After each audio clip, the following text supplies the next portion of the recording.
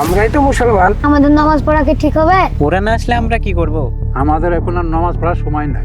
গরু পুতা করে পুঁততে রাখবো। কি হলো কি জায়গাটা আমাদের পাল্টাতে হবে। তোরা যাই বলিস রে, আমরা কিন্তু ভুল করছি। এই সময়টা নষ্ট করে ফেলছি, এটা কিন্তু ঠিক না।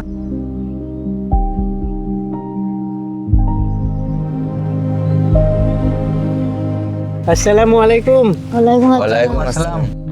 কি গো হাবিব ভাই, তোমার মাথায় টুপি, নামাজ পড়তে লেগেছো নাকি? মুসলমান ঘরে জন্মেছি ভাই, নামাজ তো পড়তেই হবে। আর তোরা মুসলমান না হিন্দু, তোদের নামাজ পড়তে কি হয়? তুমি ঠিকই বলেছো ভাই, আমরা মুসলমান ঠিকই, কিন্তু মুসলমানরাই কোনো কাজ করি না গো ভাই। কে বললো নামাজ পড়ি না? আমরা তো ঈদের নামাজ পড়ি। আরে পাগল, ঈদের নামাজ পড়লে যে তোরা মুসলমান হবি, এটা তো দেখে কে বললো? লেও এবার সামলা উঠালা, একজন গেল আর একজন আইলো। আচ্ছা ভাই, তোমরা কি আমাদের তিনজনাকেই পাও? আর পাড়ায় কেউ নাই? আরে তোরা রাগ করছিস কেন? আমার কথাটা তো আগে শোন। থাক ভাই, তোমাকে আর কিছু বলতে হবে না, আমরা সবাই মাগরিবের সময় নামাজ পড়তে যাব। ইনশাআল্লাহ যাব। ঠিক আছে যা, তাহলে আমি আর কিছু বললাম না। আচ্ছা।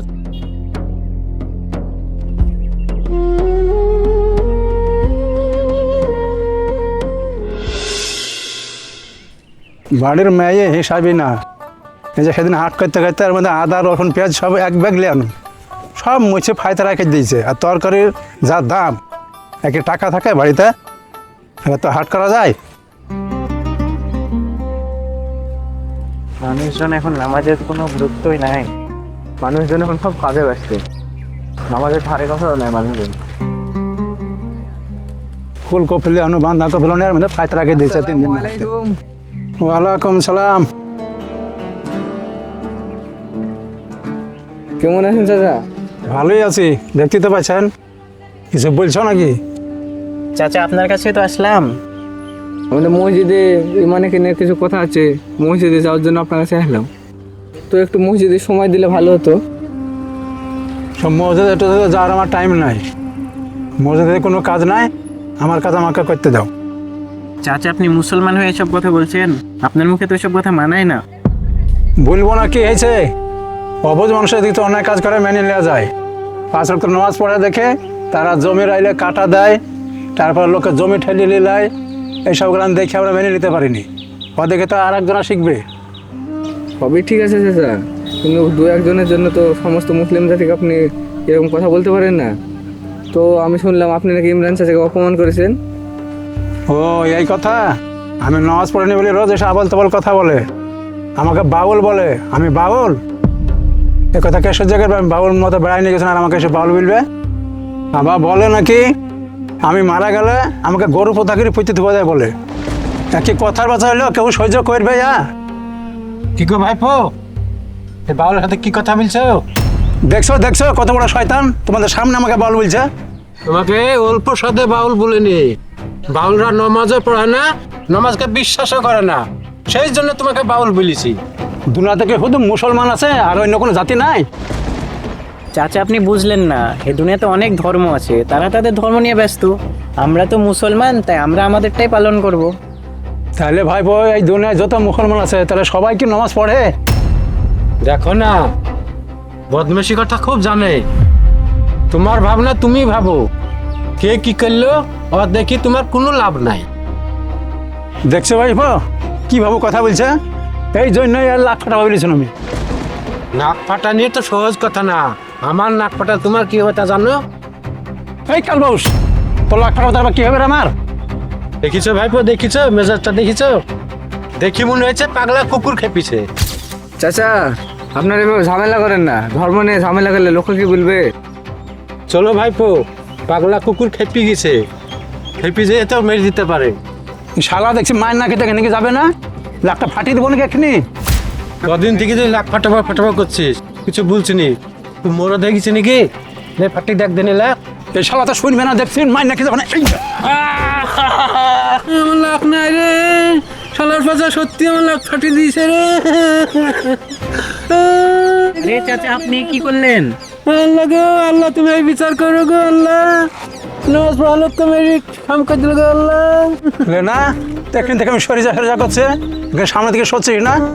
দেখ এবার লাখ ফাটি দিচ্ছে, কত লাগে দেখ এবার। নামাজ পড়বে না ভালো মানুষ ডাক্তার ফাটিয়ে দিল, এ কাজ কেউ করে? তুই আমার লাখ ফাটালি, দেখি তোর কি ফাটাবো আমি। বাদ দেন চাচা, বাদ দেন। নামাজ পড়তে গেলি না গেলি তুই আমাকে মেরি লাখ ফাটিয়ে দিলি। ফাটাবে তখন আমি দেখে নেবো যা, তোর কি করবো? আমি দেখে নেবো যা কতজন ফাটাইলো আমার। হাবিব ভাই চলো, ডাক্তার ফাটিয়ে চলো। চলো চলো।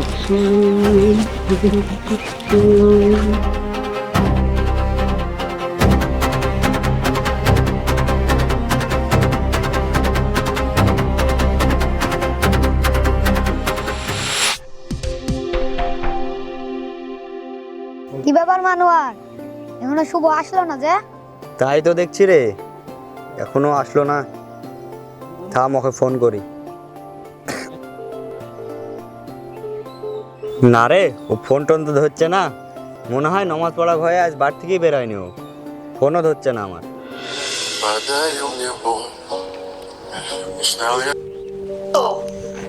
यार कितनी ठंड है, आपको नहीं लग? यार you know those kind of मैं घर का सबसे छोटा लड़का। কিরে শুভ, একটু বসে পড়লে? তোরা বা কি হলো? কি ব্যাপার রে শুভ, তোর মন খারাপ, কিছু হয়েছে নাকি? কি বলবো রে বন্ধু, বাইরে থেকে খুব চাপ করছে। কিসের চাপ? মনে হয় নামাজ পড়তেই হবে। নামাজ পড়ার জন্য এত চাপ? হ্যাঁ রে। নামাজ নামাজ করে দেখছি তোর মনে ঘুম ঢুকেছে, আর ওই লোকগুলাও তেমনি সব সময় নামাজ পড়ার জন্য তেড়ে বেড়াচ্ছে। ঠিক বলেছিস তুই। আমরা এখন ছেলে মানুষ, আমরা এখন নামাজ পড়তে পারি? তাই তো।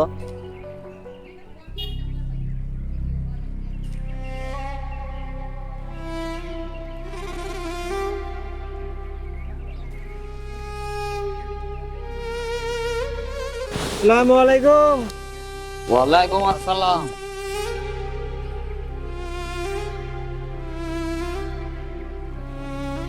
চাচা তোমরা, আমরা এখানে আছি, তোমরা কি করে জানলা? তোমরা জায়গা বদল করে এখানে এসে বসে আছো, আমরা তো আমাদের ওখানে গিয়ে খুঁজে পাচ্ছি না। ও খুঁজতে খুঁজতে আমি এখানে এসে পেলাম। তুই দেখো হাফিজ সাহেবকে নিয়ে এসেছি। ওয়ালাইকুম আসসালাম। ওয়ালাইকুম আসসালাম। আসসালামু আলাইকুম। তো ভাই সব তোমরা কেমন আছো? বলে আলহামদুলিল্লাহ। তোমরা যেখানেই থাকো না কেন ভাই, আল্লাহ তাআলা ঠিক তোমাদের কাছে আমাকে পৌঁছে দেবে। তার কারণ আমরা তোমাদের ভালোর জন্য আসছি। আমাদের ভালোর জন্য মানে? নামাজ না পড়লে আমাদের কি এমন ক্ষতি হবে? তোরা জানতে চাস? হ্যাঁ চাচা। ঠিক আছে, তোকে নিজের চোখে দেখিয়ে দিচ্ছি। ওই পাড়ার একরামকে চিনিস তোরা? হ্যাঁ হ্যাঁ চাচা চিনি। হ্যাঁ হ্যাঁ চাচা চিনি তো, কি হয়েছে? শোন তাহলে ভালো করে। ওই পাড়ে যে ইমরান আর একরাম ছিল, ওরা কিন্তু দুজন খুব ভালো বন্ধু ছিল। একরাম নামাজ পড়তো না, কিন্তু ইমরান নামাজ পড়তো। সেই নিয়ে ইমরান বারবার একরামকে বলে যে তুমি নামাজ পড়ো, নামাজ পড়ো, কিন্তু একরাম কোনো মতে রাজি হয় না। ও নিজেকে বাউলের মতো করে রাখে, আর এদিকে ইমরান পারে না, কিন্তু একরাম কোনো রকমে নামাজ পড়তে চায় না। ইমরানও ছাড়বার পাত্র নয়। বারবার ওদের মধ্যে বলা বলে করাতে একদিন ঝামেলা বেঁধে যায়।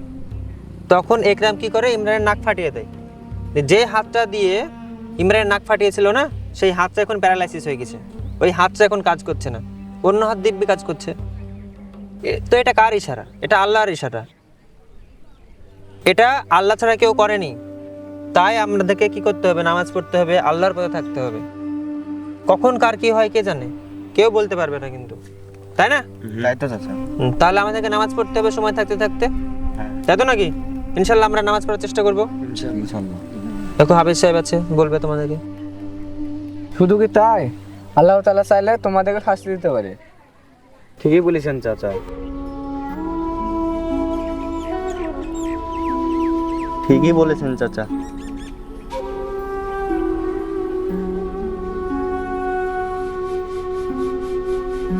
আসসালামু আলাইকুম।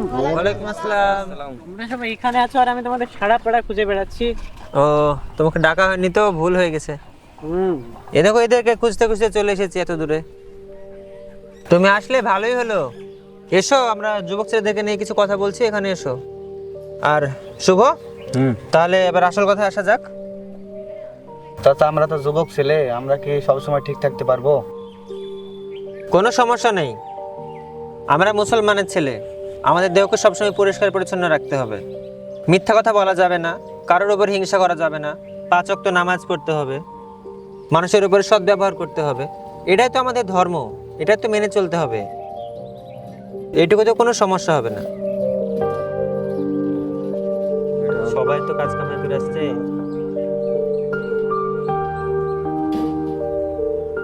কি ব্যাপার ইকরাম চাচা, তুমি এখানে? হ্যাঁ, আমি তোমাদের কাছে ক্ষমা চাইতে এসেছি। কেন চাচা, আমাদের কাছে ক্ষমা চাইবেন কেন? তোমরা আমার কাছে নামাজ পড়ার জন্য কতবার দাওয়াত দিতে গিয়েছিলে, কিন্তু আমি তোমাদেরকে অপমান করেছি। এমনকি ইমরানের লাখে মেরে আমি লাখও ফাটিয়ে দিয়েছি। এই কাজের সাজা আল্লাহ তাআলা আমাকে দিয়েছে। চাচা, আপনি যার ক্ষতি করছেন তার কাছে ক্ষমা চান। আসসালামু আলাইকুম। ওয়ালাইকুম আসসালাম। আয় ভাই আয়, তোর কাছে আমি ক্ষমা চাইতে এসেছি, তুই আমাকে ক্ষমা করে দে। তুই যদি আমাকে ক্ষমা না করিস তাহলে আল্লাহ তাআলা আমাকে ক্ষমা করবে না। আজ তোদেরকে কথা দিলাম, আজ থেকে আমি 5 ওয়াক্ত নামাজ পড়বো। মাশাআল্লাহ। মাশাআল্লাহ, আলহামদুলিল্লাহ। চাচা, ওটা রক্ত হবে না, ওটা হবে 5 ওয়াক্ত।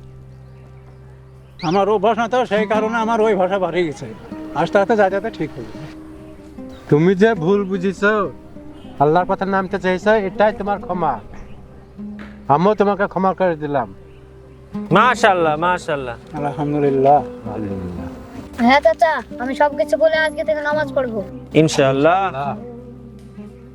হ্যাঁ চাচা, আমরা সবকিছু বলে আজ থেকে নামাজ পড়বো ইনশাআল্লাহ। মাশাআল্লাহ, মাশাআল্লাহ। ঠিক আছে ভাই, ওরা দুজন তো বললো নামাজ পড়তে যাবো, তুমি কি নামাজ পড়তে যাবে না? আমি সাহেব চাচাকে এর আগে কথা দিয়েছিলাম, কিন্তু যা হয়নি, আজ থেকে যাবো ইনশাআল্লাহ। সব কিছু ঠিক হয়ে গেল, মধ্যে থেকে ইকরাম ভাই আমার নাকটাই ফাটিয়ে দিল। আল্লাহ যা করে ভালোর জন্যই করে। আর হ্যাঁ, আপনাদের উদ্দেশ্যে বলছি, আমরা যারা মুসলমান ঘরে জন্মগ্রহণ করেছি, আমাদের প্রত্যেকের উচিত নামাজ পড়া। এটা শুধু বয়স্ক মানুষদের জন্য নয়, এটা ছোট বড় যুবক সবার জন্য। তাই আমরা যারা মুসলমান ঘরে জন্ম নিয়েছি তারা অবশ্যই নামাজ পড়বো। আর এই যদি ভিডিওটা ভালো লেগে থাকে তাহলে আপনারা অবশ্যই লাইক, কমেন্ট এবং শেয়ার করে দেবেন। ধন্যবাদ। তাহলে চলো বন্ধুরা, আমরা সকলে নামাজে যোগ দিই ইনশাআল্লাহ। চলুন। I walk this path and answer the call. Subhanallah, how the stars still shine.